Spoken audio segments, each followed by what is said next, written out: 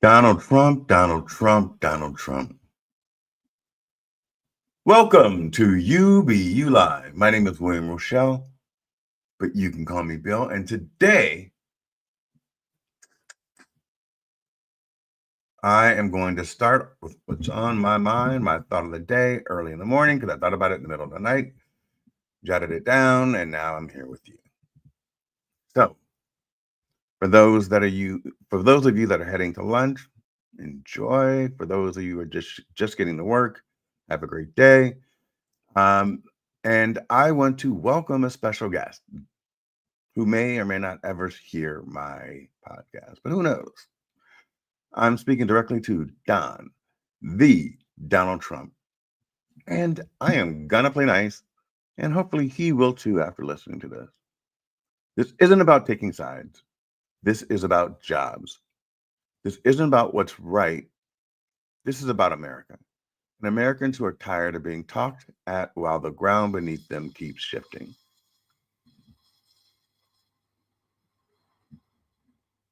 Let's stop the smoke and mirrors and let's talk about real solutions. So, here's my question, my thought, my suggestion. There's a question, thought, suggestion. So it's not really a question, but it's kind of like, hey, bro, look over here. Um, let's stop doing the smoke and mirrors things and find real solutions. Uh,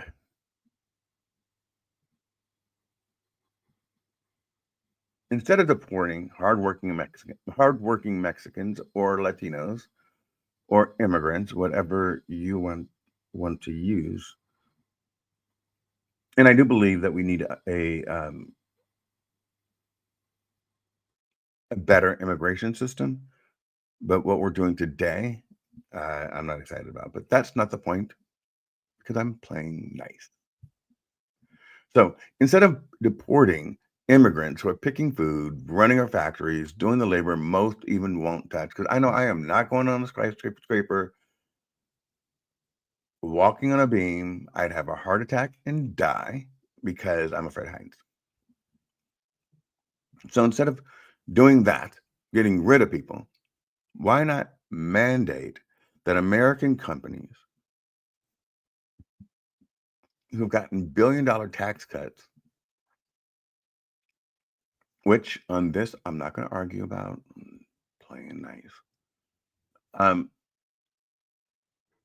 Companies like Xfinity, Comcast, AT&T, Amazon, I believe Walmart, like basically it's almost every company.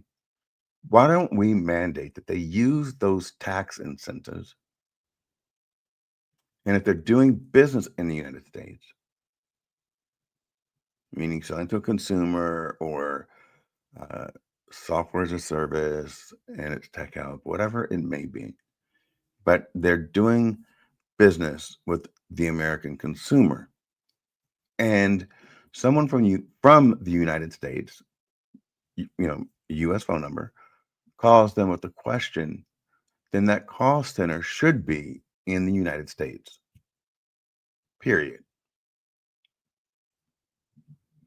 You want to make America great again? Start putting Americans back in American jobs. Not picking fruit, not um, fry cooks, but decent paying American jobs.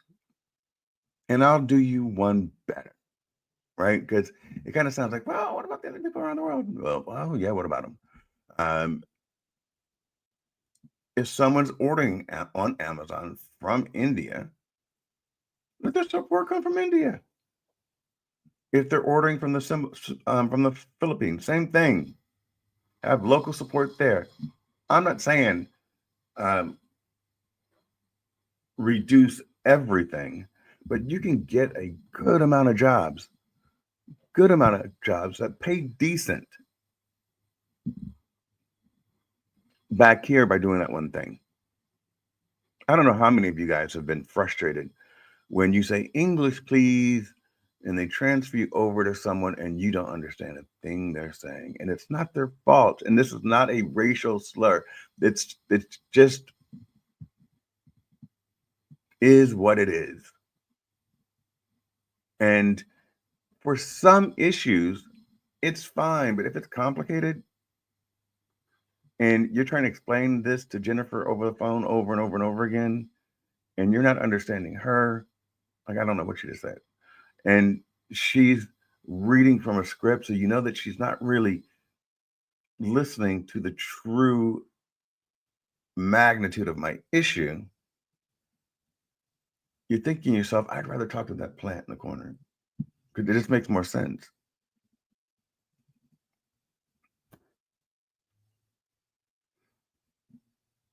But having a U.S. based company living in the United States, and I call for help, I should be speaking to someone who lives here, who understands the culture, who needs the job.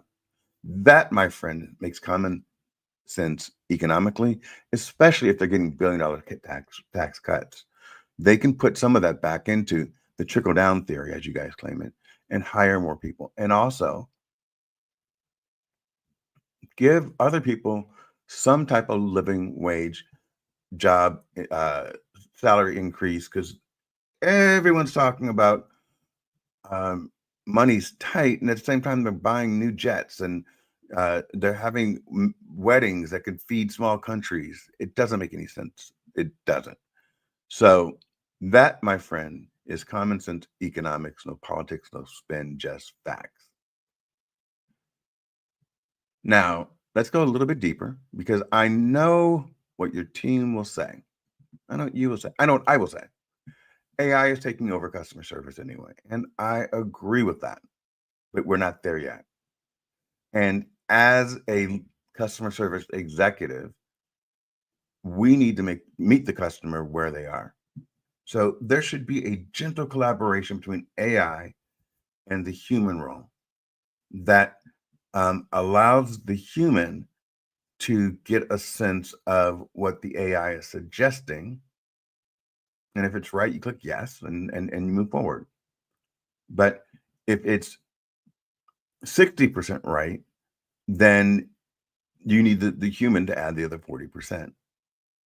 And as the system, it's machine learning, understands why the change was made, then it could do better next time.